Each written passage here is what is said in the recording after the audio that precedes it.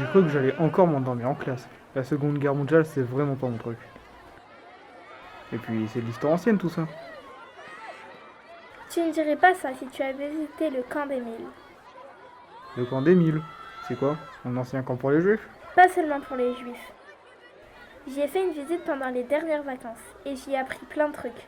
Je peux te raconter si tu veux. Il y avait qui alors dans ce camp à part les juifs?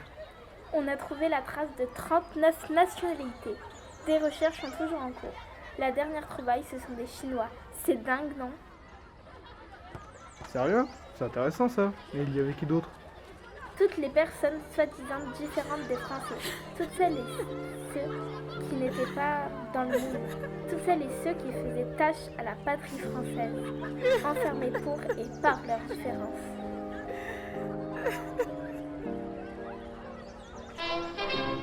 Mais pourquoi? Qui a décidé de tout ça? C'est l'État français qui a décidé. Alors qu'on pensait que ce sont les nazis. Dac, mais c'est une prison? Non, du stockage. Comment ça? Au début, ils étaient stockés en attendant des papiers. Mais quand la France a commencé à expulser les Juifs, ils partaient à Drancy pour être tués à Auschwitz. Et comment ils ont pu attirer tous ces gens dans le camp? Au début, les étrangers recevaient un courrier de l'État français et ils venaient sans se méfier. Plus tard, pour les Juifs, ils allaient les chercher directement. C'était comment la vie du camp?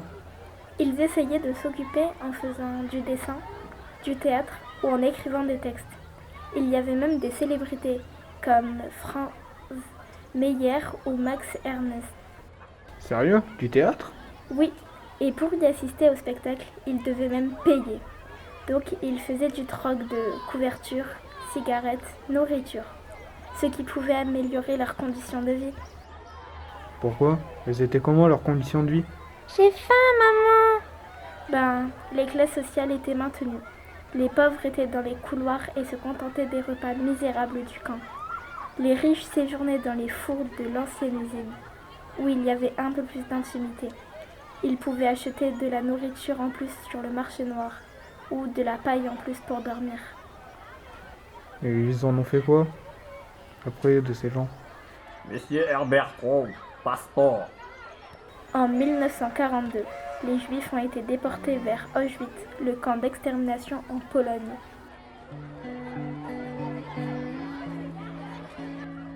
Excusez-moi de vous interrompre. Ça fait un moment que je vous écoute. Je suis d'origine rwandaise.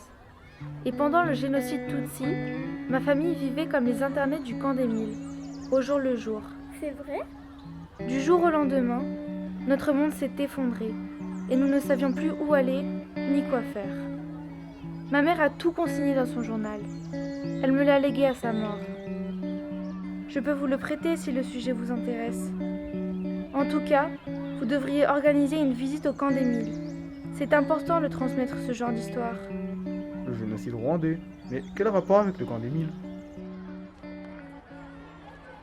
Le rapport, c'est que ce genre d'événement se produit toujours dans l'histoire si nous ne sommes pas vigilants. À la fin de la visite au camp d'Émile, une sorte d'arbre nous montre comment tout peut basculer à partir du terreau de la haine et des préjugés qui peut émailler toutes les sociétés. Mais ce dessin nous enseigne aussi qu'à toutes les étapes du processus, il n'est jamais trop tard pour résister. Voilà, la visite était vraiment cool, en tout cas je te la conseille. Ah, bah tu m'as ouvert les yeux. Moi qui pensais que l'histoire servait à rien, en fait, ça nous parle de nous ici et maintenant. C'est fou quand même. Tant de haine, tant de rage envers les autres. Des gens comme nous, détruits pour ce qu'ils sont ou pour leurs idées et leurs convictions. Il ne faut plus que ça arrive. Je lutterai comme je peux contre la haine et les extrémistes. Tu crois qu'on pourrait suggérer une visite à la prof d'histoire? Carrément. Comme ça, avec nos potes, on pourrait nous aussi planter l'arbre de la résistance afin de montrer à tout le monde que nous non plus nous voulons que cette période noire de l'histoire se reproduise. Quelques semaines plus tard, c'est le début de la visite au camp d'Émile.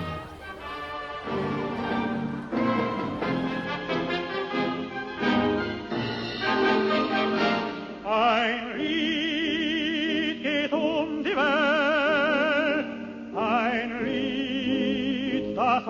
gefällt. Die Melodie erreicht die Sterne, jeder von uns hört sie so gerne.